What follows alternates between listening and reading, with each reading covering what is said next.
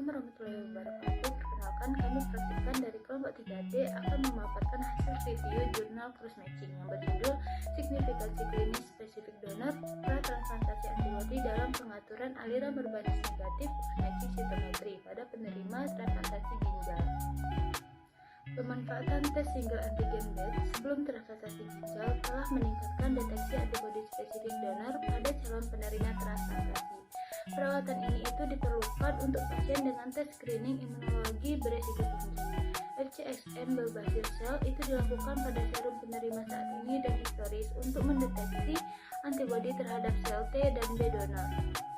Baik, selanjutnya bahan dan metode. Pertama, sel mononuklear diisolasi dari seluruh darah atau kelenjar getah bening dan diobati selama 30 menit pada suhu 37 derajat Celcius yang diikuti dengan pengobatan deoksiribonuklease singkat.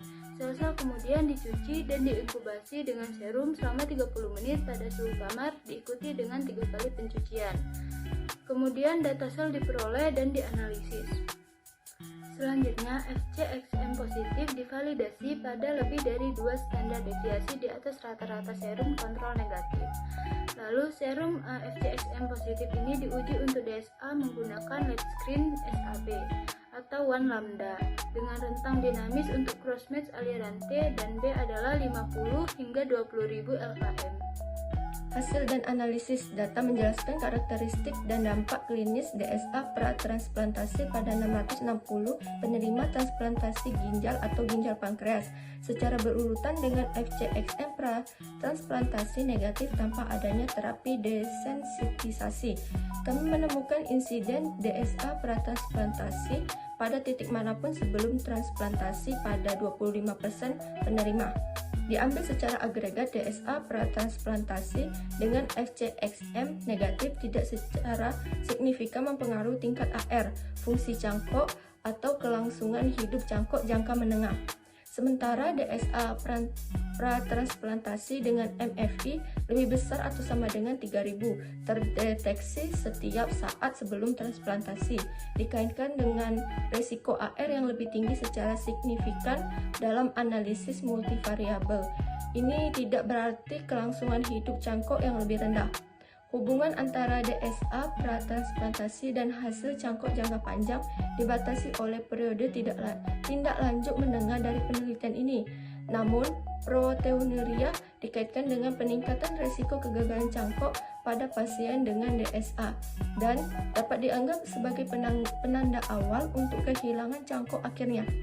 Derajat proteinuria yang serupa pada pasien dengan dan tanpa DSA pratransplantasi selama penelitian ini menemukan GFR yang lebih rendah pada kelompok DSA positif mulai dari 3 tahun pasca transplantasi. Namun ini adalah batas signifikansi pada 3 tahun dan tidak mencapai signifikan statistik pada 4 tahun.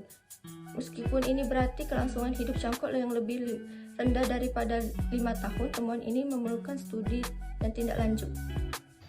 Data hasil menunjukkan DSA antibody spesifik donor MVI intensitas fluoresensi rata-rata. Yang pertama, DSA terdeteksi lebih dari 6 bulan sebelum transplantasi dan tidak ada setelahnya. Yang kedua, DSA terdeteksi dalam 6 bulan transplantasi dan tidak ada pada crossmatch terakhir. Yang ketiga, DSA terdeteksi pada crossmatch akhir.